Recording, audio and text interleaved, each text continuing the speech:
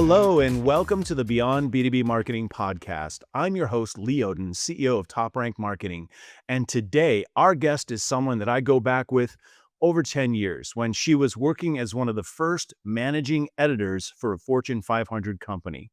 Now, since then, she's founded the content studio at Politico, built the first content marketing function at Visa, worked for a top 50 fintech firm, led multiple advancing global leadership roles at Autodesk, and now she is director and executive editor at Salesforce. Of course, I'm talking about none other than my good friend, Stephanie Losee.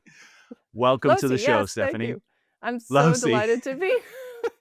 I Did I swear say to God, this Losee? man has known me for 10 years, but I do have an impossible name. Yes, it's true. Well, it's like people calling me Odden instead of Odin, and, phonetically, I suppose that's I would have correct, done but that. See, we would have both gotten each other wrong for all this people time. that have known me for 10 years call me Odin. I go, it's like, or Odin. It's Odin, like Minnesota. But enough about me. What about you?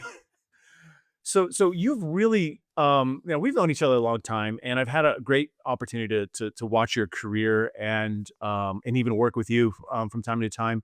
You've really been at the center, right, of this whole content marketing movement since day one. And I'm wondering if you could tell us, when did you realize in your career that content marketing was going to be the thing that, drove your professional career, or was such a big part of it? Yeah, I think it was because this will really date me. I was the second technology reporter at Fortune magazine. And so I was really at day zero of the advent of digital and what it did also to journalism. And so I think it's just that there was a moment in my life where I just happened to be a young mother, and then I was getting divorced. And so because I had to think about my career in more of a monetizing my career way, I did have to pay more attention to what was going on with brands and digital and the disintermediation of media than I probably would have if I was just, tootling along being a journalist, doing what I expected to do all my life. And so I asked an enormous number of my PR pals whom I'd gotten to know as a young reporter because most of us were women. We were early in our careers. They were pitching me stories at Fortune magazine, and we became genuine friends. And it was very funny because our editors at the time would be like, "These women are not your friends." I'm like, "Yeah, they totally are my friends. I know you don't get it. I know you don't get it. It's okay." So later I went to them and I said, "I'm trying to figure this out. Trying to ramp up my career in terms of money, and what can I do for you?" And they were like, "Oh, you would do things for me? Like, what would you?" And I was like, I'll do anything." And so what they would say was, "Could you write this op-ed as if you were my client's CEO? Because we can't get it placed in the Wall Street Journal to save our lives." And then I would write it, and then Wall Street Journal would accept it, and they would say, "Oh, magic." And I'd be like, "Nah, journalism." And so I understood that brands needed journalists to accomplish the new goals they had for owned content, which we didn't even call it owned content. So Joe Polizzi says, and he and Robert Rose say they were saying this in 2009. I did not hear that word. We were calling it brand journalism, right? And so that led me to working for Dell's dedicated agency, their agency of record, their PR agency of record. And so I was doing all of their sort of own content that we weren't calling it, their brand journalism as a consultant. And I was consulting for a number of other tech companies at the same time. And then I heard about Dan Roth was editor of LinkedIn, and I heard about Tomas Kellner, who was the editor of GE. And that's when I made the proposal to Dell that they create this managing editor role. And that's how it happened so early and in Wow. that way. Yeah. Wow. So fast forward to today, and you're at Yeah. Salesforce. Tell us about your role there. Like what's your mission? Well, I think I've come full circle now, as has the profession, which we can talk about a little later. They wanted the same thing that Dell wanted all those years ago. That was 2012. Here we are, 2025, and they want to invest more and more in an increasingly editorial approach to their newsroom. At the same time, just internally, we also have something called the 360 blog, which is a more marketing driven, more promotional site, but it also has a good amount of high quality thought leadership in it. So now we're publishing in two places. So a big project that I'm working on is how to create a single front door for Salesforce, a single content hub that brings together the newsroom owned by comms and a 360 blog that's owned by marketing. That's a longer project that's going to take its time, and we'll do, all of the steps, including content strategy and an RFP and all those things. But those are the two focuses of my work right now. We most recently saw each other in person in San Diego at Content Marketing World, where you gave a couple of presentations, one of which was a keynote. And obviously, not everybody could be at the event, so I think I'd love for them to benefit from what you talked about, especially about this topic of content distribution. And because I think, this is something that a lot of companies are facing a big challenge around right now because of changes in search and even the algorithms within social platforms and other trusted channels are a bit different now. It's a big challenge. So what advice do you have for other, folks working in the B2B marketing, content marketing space when it comes to this notion of distribution of content? Yeah, what we were doing in that keynote was there were a bunch of subject matter experts about different aspects of practical content marketing. And so Robert Rose asked me to talk about distribution, and I, I got up there and I flashed the usual sign, the usual graphic of paid and owned and earned and social and influencers, and I just said, I'm not going to talk about any of those because everybody knows about those channels. We all know we're supposed to meet people where they are. And now AI is, customizing their experience even more and personalizing it. And what I wanted to talk about was something more back to basics, because I think there is this basic that anecdotally I find that almost every content marketer I speak to does not have this channel built. That channel is the channel between their function and their own customer success function and their own sales. Now, the sales one is easy to understand because there's always been this kind of weird tension. I know everybody understands it. I've never understood it between sales and marketing. And so, there's often a kind of a barrier between sales and marketing. And I always hear about people trying to build these bridges between sales and marketing. Customer success, I find more difficult to understand because their life is made so much better by thought leadership, in particular content, because they're having continuing conversations with these valuable clients. And you want as many as possible of those conversations to be CTA free. So at Autodesk, we built an integrated marketing program. It was actually Autodesk's first and only integrated content marketing program. And it actually became the signature marketing program for Autodesk called State of Design and Make. And it's not an especially new or innovative thing to launch your own original research content program. But what was a little different about it was how driven by customer value it was. Everybody knows what they want to say to customers. I was, running around the company asking all these different budget, these different owners of budgets to come and consolidate with me because we didn't actually have a single integrated marketing program budget to draw from. And then when I got that budget, I sounded, I'm sure, very ungrateful because I asked for more budget so that I could do an As you international, do. as one does, so that I could do an international focus group and ask customers, hey, you are, very familiar with us. You know our content. What do you want? If we were investing in content for you, what would it be? And they said something so fascinating. They said, you guys love your innovation content. We love your innovation content. It is so cool to watch Autodesk, talk about how one of its clients designed the Mars rover, all these. It's just not that helpful to us and our business. We know what's right for our business, looking at this complex, uncertain geopolitical and macroeconomic, climate. What we don't know and what we wish we understood is what investments our competition is making in the 1 to 3 year time frame. And we want to use those business insights to inform our decisions in the 1 to 3 year time frame. That would really get us something. So I brought that back to the business, and that was quite contrary to what they would have thought we should focus on. Yeah, and so essentially what I was doing was a study about the ROI of our entire business, and I thought, "Wow, I am just, set the stage for my absolute extinguishment, I'm gonna be fired so fast." But it just so happens I was lucky in a sense because it was right after COVID, and so a lot of leaders had seen firsthand what their investments had gotten for them. I think if I tried to do this before COVID, a lot of them would have said, "Hell if I know." What I've gotten out of these investments, and then, yes, I would have instantly lost my job. But anyway, so that's what we did.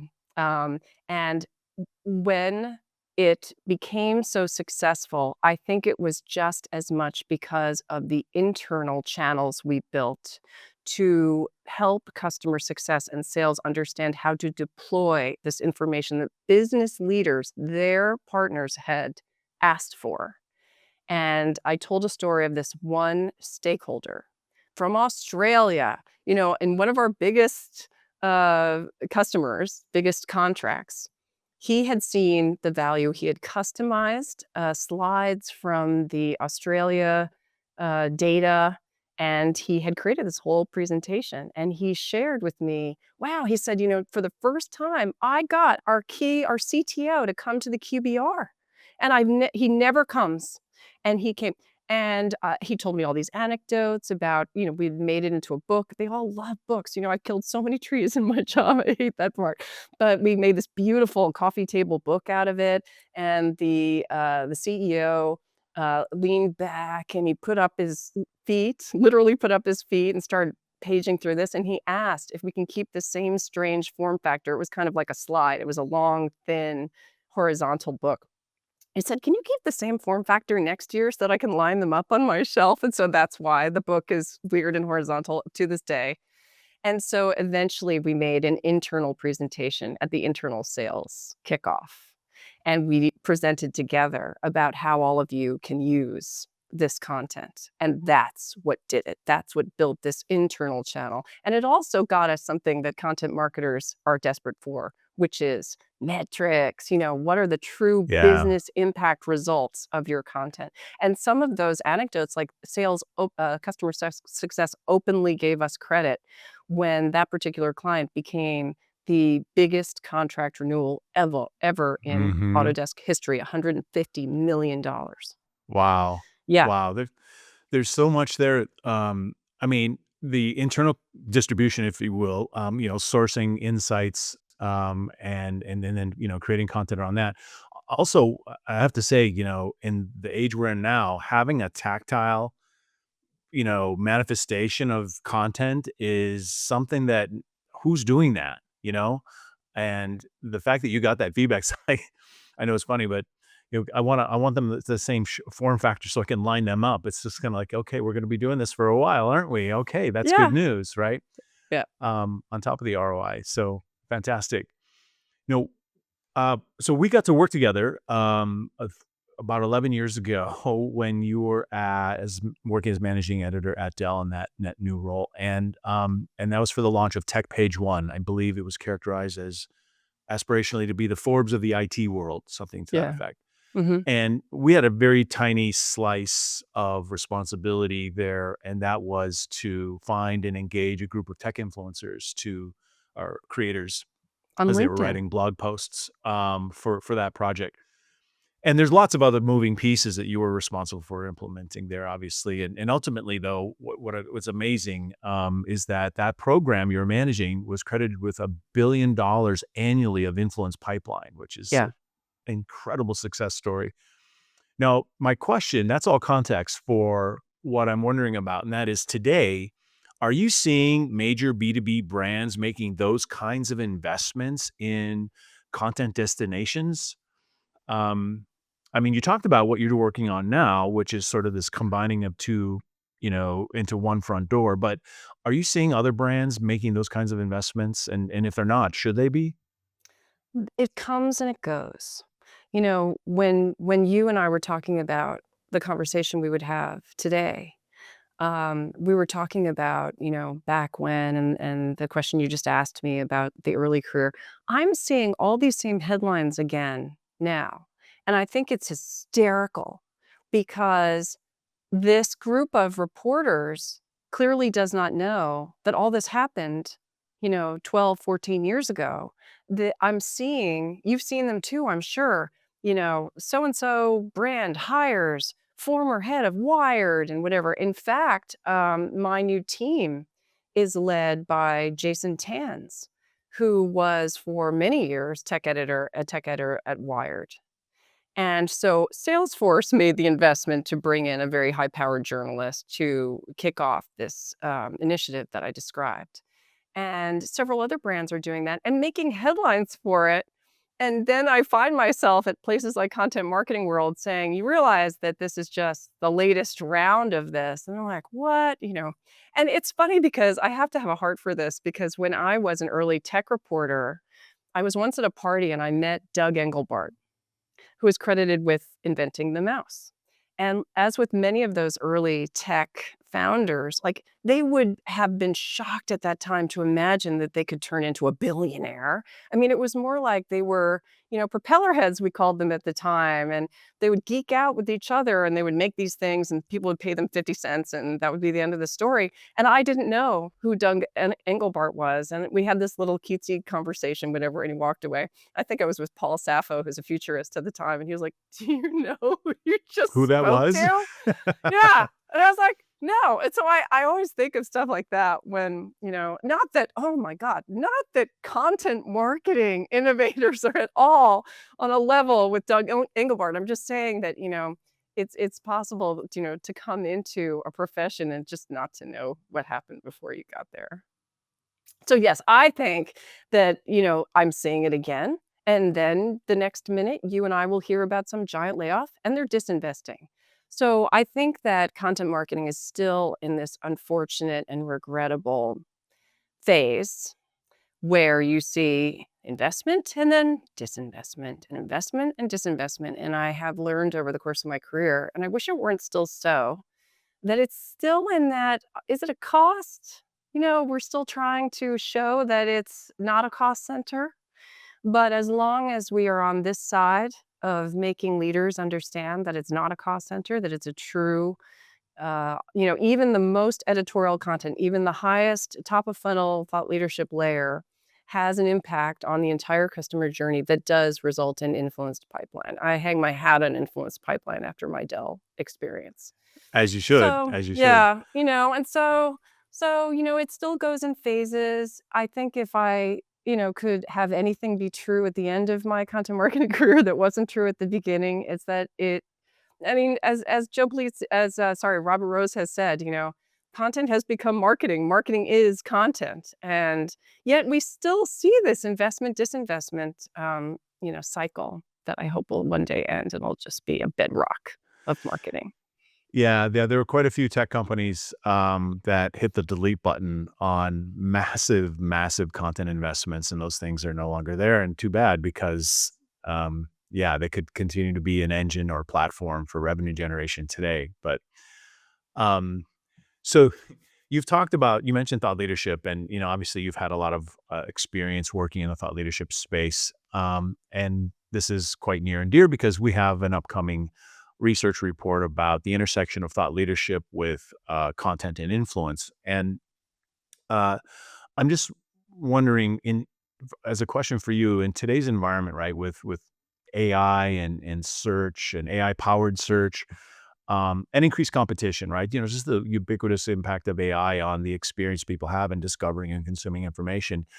What's your take on the value of thought leadership? And is it as valuable today as it was before, or is it less valuable, or is it valuable differently? So if you mean in the context of AI, Well, I mean, uh, yeah, sure, sure.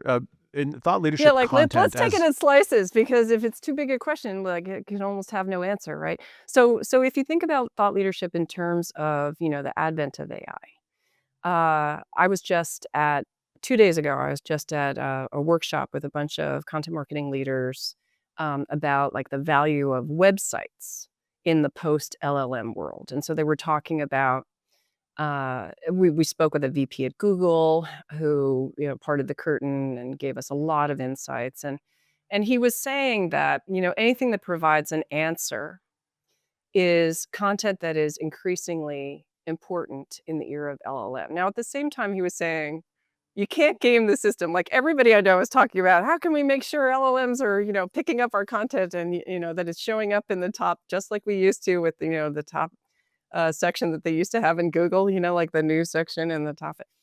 But he said, LLMs are going to LLM. You really can't game the system. But at the same time, he was also talking about all the tips that we needed to understand about making sure that our thought leadership content was really informing our company's reputation and really finding its way to those answers that you want an LLM to give anyone who's querying about topics that are important to you. What else is thought leadership but making sure that you are on the map about themes and topics that you want your company's opinion to be well known for? And so, with Salesforce, we're talking, frequently about the agentic enterprise and how we're all entering this era about becoming agentic enterprises. And so, if somebody is trying to figure out how AI interacts with their customers, with their employees, we want to show up in those answers. And so, how what else is thought leadership going to do except become more important? In general, we continue to see the degradation in trust. Edelman captures this every year in their trust barometer, and every year brands become more and more trusted relative to traditional media and to institutions like government. And so you have to understand that there's an increasing amount of responsibility that corporate newsrooms have to provide content that is of that highest level and takes that trust and does the right things with it, and thus gives people information that is of value to them, that is trusted, that is based on data, and that does not, overly promote your brand, that is very authentic and transparent in where it's coming from and what it's trying to achieve. But you can, convert that trust. You can do the right things with that trust by inviting outside speakers, to be interviewed by your brand, to ensure that it's customers who are talking about your brand. You're telling their stories instead, and your story comes through in the process. All the best practices continue to be the most important ones to embrace and invest in. It's interesting. You're describing. We actually have a name for that for this idea of this utility of being able to effectively and qualitatively answer questions for buyers or whatever your stakeholders are, your audience is, and that's it's a concept. I wrote a book published in 2012 called Optimize, and there's a concept in there about best answer, be the best answer. Well, fast forward to today, and we have a whole framework called the Best Answer Marketing that speaks to the incorporation of original research, creating a flywheel of obviously thought leadership content, but then the flywheel off of that can fuel brand demand, revenue generating activities, and the the driver for that is human to human. The icing on the cake is LLM preference, algorithmic preference, right?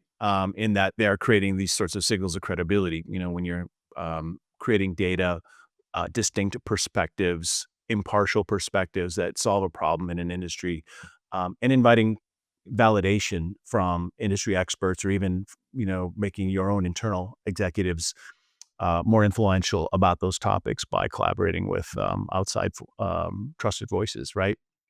But it's an interesting thing, and I think this is maybe it's a loaded question because I'm biased about the promise of thought leadership. We're very much leaning into it as a way to create value. It's something you've been doing for a long, long, long time. Um, in fact, I'd like to share some findings from that research report I mentioned, which ironically it's called Answer Engine. state of B2B thought leadership. We found that pretty much everybody, 97% of the B2B marketers we surveyed, and we surveyed 700 B2B marketers in the US and UK, um, said that thought leadership is critical for full funnel marketing success, but only 58%, and that's still a large number, but only 58% were making it a central focus of their brand and demand campaigns or brand and demand strategies. So it seems like maybe there's a little bit of a gap between this intellectual understanding of how important it is and then where they're actually putting things into action. Does that sync with you? Does the Certainly, idea that doesn't it uh, sound true to you when you hear it? yeah, It really sure. does sound true, doesn't it? Yeah. Yeah, it's probably a function of where budgets sit. We're all of Mm, us are always shipping our org chart in some way or other. It's funny that, I've sat in comms, and then I've sat in marketing, then I've sat in comms, and then I've sat in marketing, it's almost like the function doesn't really know where to live. And then there's a question about whether marketing comms roll up to the same person. I've seen that have an impact on whether the importance of things like thought leadership are translated into budgets and action. So these are perennial problems and roadblocks that we have to think around. One of the things that I think is most important is to think outside your department. I don't see anyone who's ever accomplished anything really impactful with content, upper funnel content, who did not make relationships across an entire company's worth of people and didn't think outside their organization, didn't attempt to try to stitch together budgets from multiple places. And it's necessary. I find it to be a fascinating and stimulating puzzle.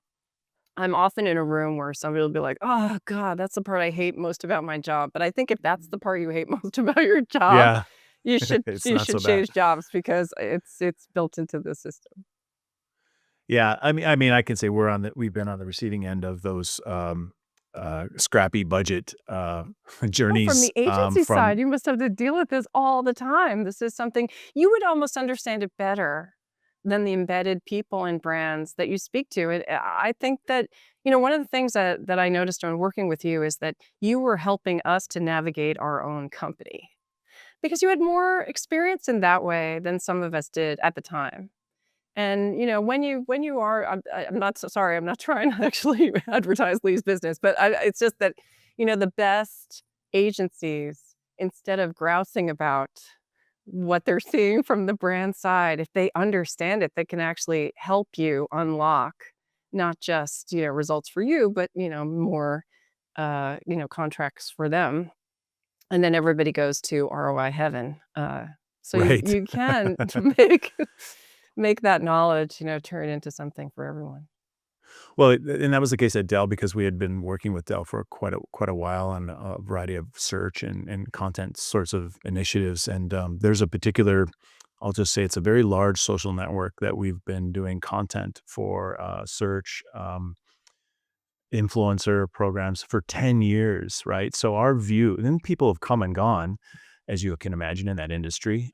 People have come and gone, but the people on my team that have been working on that program have been working on that program for 8 or 9 years. Their visibility and insight into what's happening across departments and divisions and business units is really valuable. Of course, I'm biased in saying that, but it actually is because they have that context upon which they can help inform future decisions, innovations, even, not repeat the mistakes of the past, and how can we build upon what's actually worked in the past. There's a tactical insight I want to ask you about. It relates to sort of like format and channel a little bit related to the research findings of our report. So when respondents were asked, what would make your thought leadership content more impactful? Their answers were 48% said using video. 48% also said virtual or live events. 45% said influencers, 33% said a podcast. So there's kind of a little bit of a theme there. It's like it's clearly text content plays a role, but does the idea of I'll call it experiential content or Yeah. content that, creates an experience of some kind? I mean, does that make sense? Does that sync as well? Oh, yes. Okay, so when we were trying to imagine all of the channels at Autodesk where we could use State of Design and Make, we realized that executive engagement events would be a very good outlet. And so we asked our partners who were staging these events around the world. That year, there were 10 of them all around the world. I got to go to the one in Tokyo and see this, Awesome. for myself. You can imagine, it had limited, I had a limited view of what was really happening because the event was conducted all in Japanese. In the Nordics, it would all be, in English, but it was definitely in Japanese. But, it was part of the keynote, and so I saw the stats be used as an anchor for the keynote.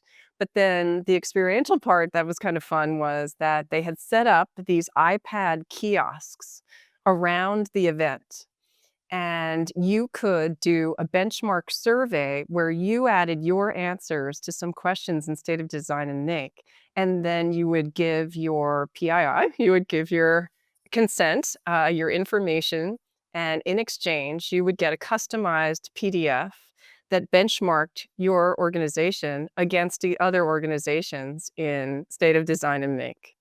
It was a tactic that a member of my team had used for ABM content that had been so successful that I think it was her suggestion that we use it in this more experiential way. And it really got high ratings. Not only did it get, objectively good results, but people really enjoyed that experience and that ability to benchmark themselves during the event. They had heard about it in the keynote. So to watch all those dots get connected was really fun. And yes, as you said, very effective. Wow, that's what a great example. And I think that, I feel a little bit attracted to, tactile experiences, in-person experiences. I mean, look at the one we had at Content Marketing World. We got a Yeah. chance to spend some time with some folks, and it was just like, this is fun. It was great, and you feel something, right? Mhm. And I think there's something to be said in B2B, in marketing that, we've got everything from sea of sameness and AI slop and all that commoditization perception are real around content and content experiences as opposed to those things that really do resonate and do really connect. And I think there's a real hunger for that. Um, but from people who are trying to find the right vendor or source or solution, just as much as we as marketers would like to make those things happen, I think. Well, we are Um, still humans. And yeah, and all of our target audiences are still amazing. humans.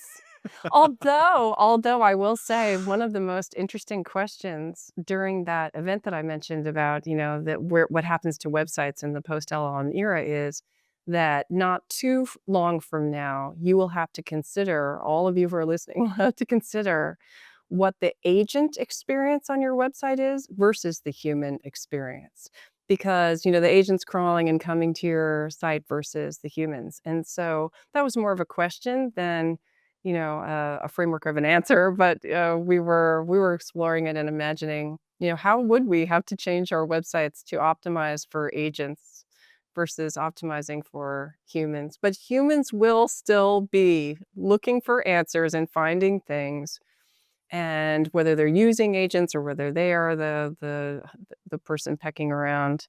And so we will have to think about what that looks like and how that changes our work. For sure. Yeah. Well, as they say, the bees and B2B are people too, right? And there's a little bit of deja vu in this thing, at least for us who have worked in search for a long time, organic search, especially where this idea of having to optimize for agents and optimize for people. Well, go back 10, 12, even 15 years, it was the story amongst the search community was we've got to optimize for bots, as in Google bot, and my an MSM bot or whatever, and then for people, right? And people were having to put up different types, execute different types of tactics to accommodate visibility and content discovery and consumption slightly differently. Fast forward to today, and now it's interesting how some of the markup and structure of content, the organization of content, is influencing the bot or agent experience. So much similar to what we used to do or have to do before Google got really good at um, closing the gap on that. You've um, you've been a pioneer in this content marketing space, as I think we've established, in building out content functions at multiple companies. If an organization wasn't there but wanted to be, what advice would you have for them, and in terms of creating a new dedicated content function in their business?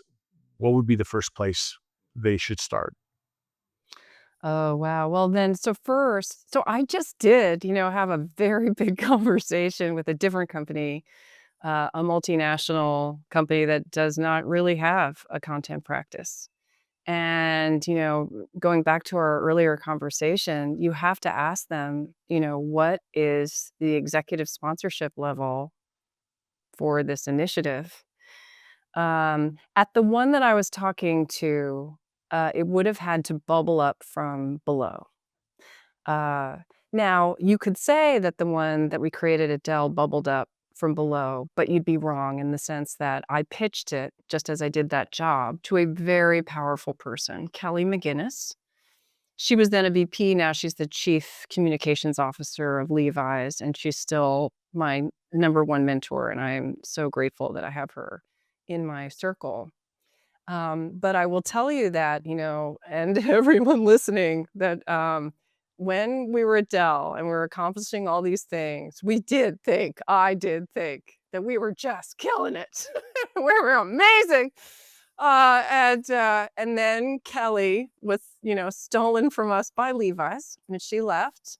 And it's funny because all of a sudden it was like a warm blanket was just ripped off of me.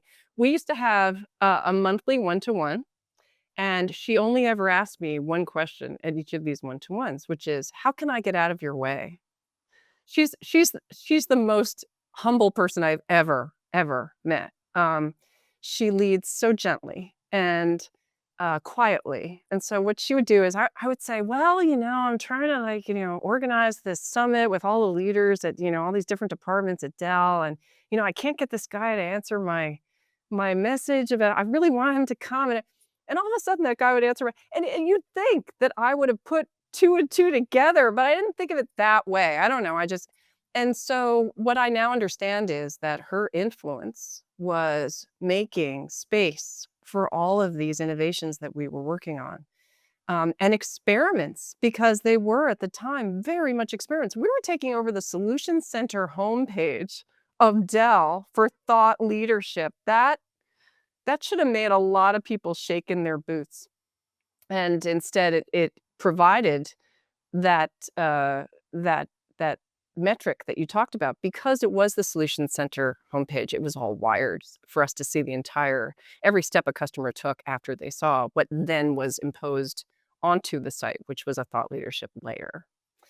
But yeah, so I think that if a company is trying to get this going now, if they're just now understanding what content can do and must do for them, they would have to have buy-in at the top levels, and it can't just be one executive, because it has happened to me before that I had an executive sponsor and then that person left or was pushed out.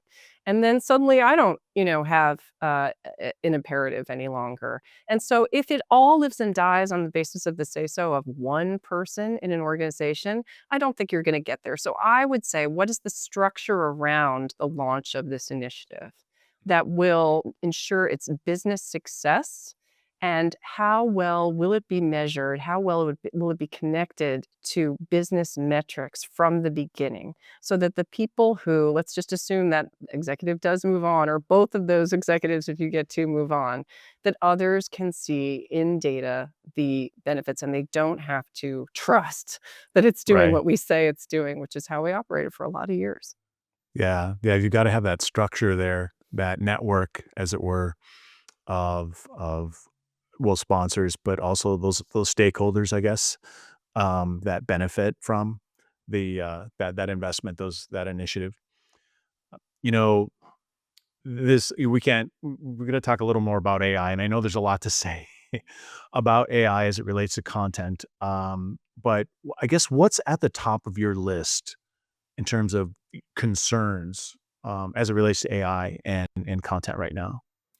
Concerns and content. Well, I don't it doesn't bother me at all that AI is gonna create a bunch of junky content because my work has always been, and here again, I've It's been an hired opportunity for us. into, "Oh, yeah, I don't care, go ahead, make all the junky content you want." Exactly. I don't find myself worrying that AI is gonna take content creators' jobs at the highest level of editorial thought leadership. I know it can't do that, it never will. I mean, it's not a human, and it's not gonna be a human. It's rather, I mean, what I'm thinking about AI is, I'm in an organization. Salesforce owns Slack.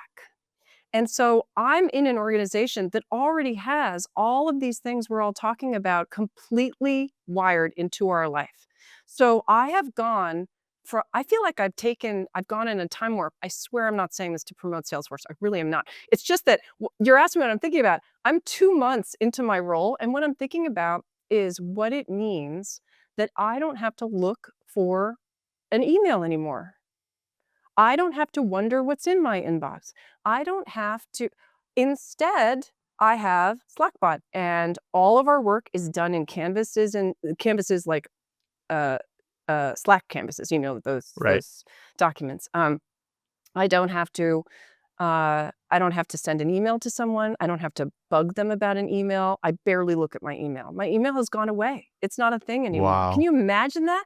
I mean, Yeah. that's what we've been talking about. And people say, only happens if you're in an enterprise that is working either in Slack or it could be something else, Teams. I don't love Teams. I never loved Teams, but I was always a Slack person in a Teams world.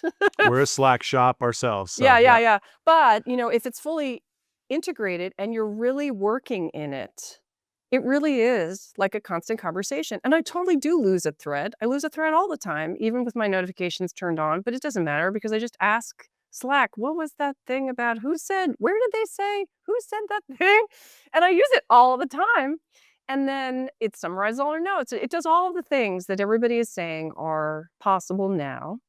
And so we are deploying it. So I'm using that firsthand experience to inform my thoughts about what happens next. Like as we conceive of this common content hub, this front door for Salesforce and what it might look like, I'm also thinking, okay, so this will be on salesforce.com. So it will have agents attached. And how can I make sure that an agentic content site can take that person's visit, whether they were driven there by paid or whether organic search or however they land, social, how they land on our site, they're going to want something else. And how can I make sure that that visit is as effective and satisfying for them as possible? And what will the agent have to do with that? Like that's what I'm spending all of my time thinking as a person who's really in an agentic enterprise. Yeah, you are. And that does speak to what you're optimistic about, I think. Right. In that Oh, yeah. it seems like functionally AI can play a role across the spectrum of activities in a content function, right? I mean, there's a possibility. It doesn't have to, obviously, but everything from planning to strategy to production, promotion, measurement, all the things. And, you know, I I there's a leveling of the playing field, it feels like. In fact, there was a question, in a sense, but there's a question that I posed to you and you answered it for me, and we published on a blog post that speaks to the ubiquitousness of AI, meaning that, if everyone has AI in their toolbox, how does any one person or brand stand out from a content perspective? And you said, AI won't help marketers differentiate themselves in and of itself. Creating a true value exchange with customers does. And I'm wondering if you could talk a little more um, about the role of content in creating that true value exchange that you talked about. Yeah. I think that my time launching an ABM content team at Autodesk is what really made me understand that on a level I hadn't before. I was not an expert at all. I hired an expert, always smart. Judy Wilkes, I'll say her name. She is still leading that team back at Autodesk. We had a global organization, by which I mean we had people in each region. The entire reason for that was that often account-based marketing functions, A, they don't have a content marketing team of their own, and B, it's often dictated by the headquarters, wherever headquarters is. And so they toss this content over the transom, and the regions say, this is not helping me because the content that I need is hyper local. And it's not localized from global. It's created in the region to solve the business problems of the leaders in that region. And watching this team start to create account-based marketing materials that used that practice of clustering accounts, because this was, not one-to-one, it was one-to-few. So one-to-many is not true account-based marketing. If it's really account-based, then it has to be much more specific to a group of accounts. And I used to think, oh, well, okay, so they'll be grouped by, business type and area, and then level of audience. But that's not what Judy did.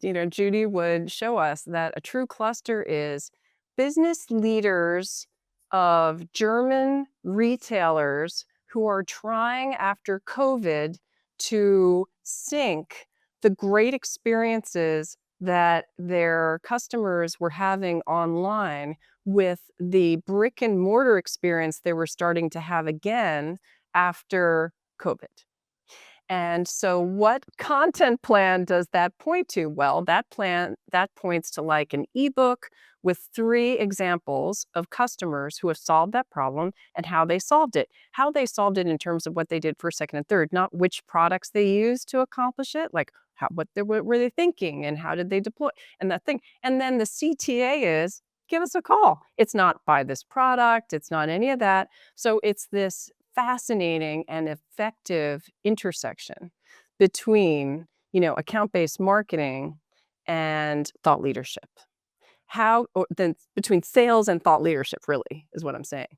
And so to see how you can uh, engage by starting with the true business problem of a narrow group of customers and have the CTA only be, give us a call. And that solves this big problem that everybody's always saying to me, I don't see how thought leadership can connect directly to, the phone. It can be real thought leadership and still have a business impact. And that's one example of how it can. So Yeah. that's what I mean when I say provide true value. It doesn't provide that business leader with real value if you say, hi, we know how to make your, that's an advertisement, hi, we know how to make your brick and mortar experience align with your online for this, to increase your business this much.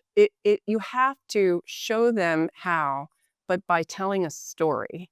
That's what helps them to solve their business problem. Then you've created that true value exchange. They give you their attention, their time, you give them this information they really want. It's not what you want to tell them, it's what they need to hear. It's like a lot of the best practices are out there are really about, and no one would want to call it this, but a mechanical sort of exchange, whereas you're talking about a meaningful exchange where there's this level of empathy and insight that can deliver an incredibly relevant, set of information that truly connects with that buyer and on their terms, right? And it's like, well, why wouldn't you want to talk to the source of that information about next steps? Mhm. Hey, Yeah, let's look into your crystal ball because you have one today. It's I do. a special day. Or with us, imagine in this. I don't know what that has to do with Halloween, since we're recording this on October 31st. But I'm imagining some scenario where you are a mystic and you've got a crystal ball as it relates to content marketing. And I'm just wondering, what's one change you'd like to see or that you think will happen, either or, in B2B content marketing in the next couple of years? I think that finally, because of the advent of AI, LLMs, agentic, that finally B2B marketers will have the tools that B2C customers, marketers have always had. We have always been nose pressed up against the glass. watching how their customers have given them permission. I expect Netflix to know what I've watched before and to recommend. We don't have that signed in experience except, very rarely in the B2B marketing world. And so now, with agents, we will understand these customers and they won't even have had to give us, in particular, their PII. And so they come to us expecting that level of personalization. We haven't been able to give it to them, and now we will. That's awesome. Yeah, yeah, that's awesome. And I love the nose against the glass sort of visual. It's like, look at all the fun toys, Well, they or have so look many at toys. I want Yeah. those toys.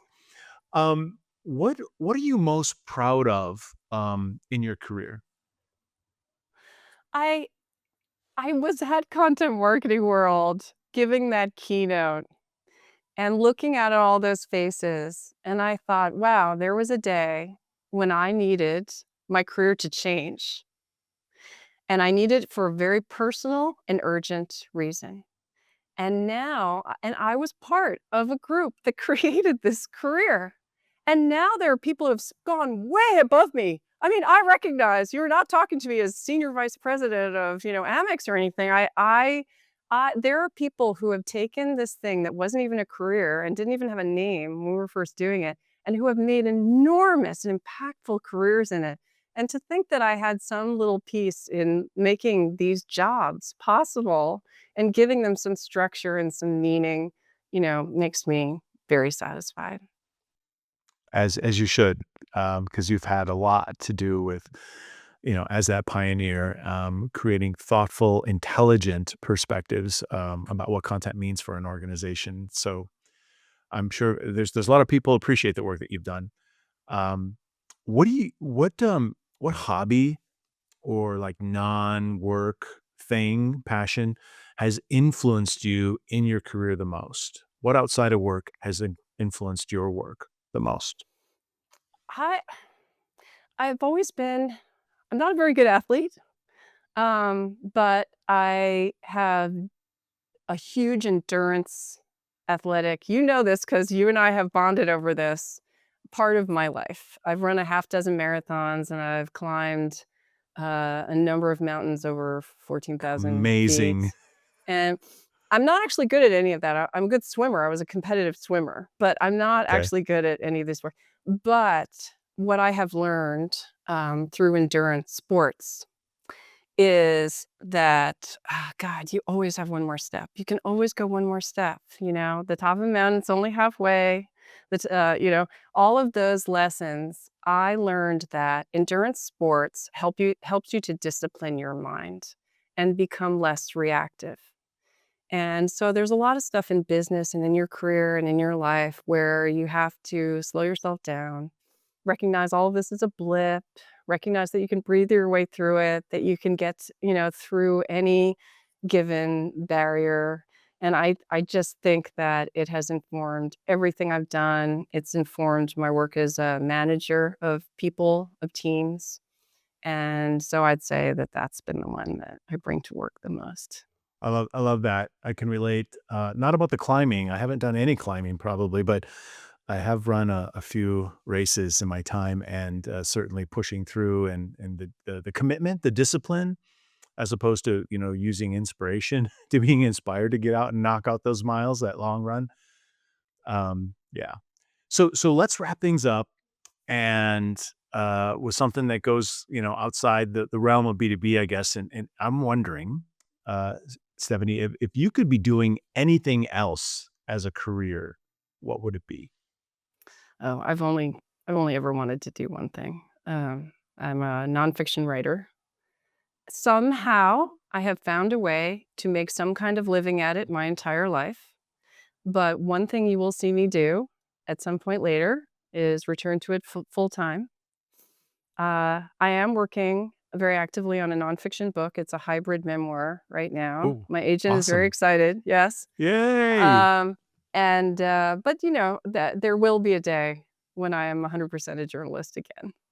And that day will come sometime after I have finished paying for the 4th year of college for my youngest. I paid for 2 college educations. We're halfway through the 3rd one, and Wow. then I'll have a different kind of a voice again. Got it. Where's the best place for people to connect with you? Oh, just hit me up on LinkedIn. LinkedIn's the best place? Yeah, I'm happy to connect with people on LinkedIn. This has been fantastic. I really appreciate every chance I get get to speak with you and to connect, and you've shared some really wonderful insights here. So thank you so much. It's been a pleasure, and I'm so happy to have had this opportunity to talk to you and to your audience. Thank you. I want to thank you for tuning in to the Beyond B2B Marketing podcast. Make sure you subscribe so you don't miss out on our next exciting guest. And remember, there's no better time than now to break free of boring B2B.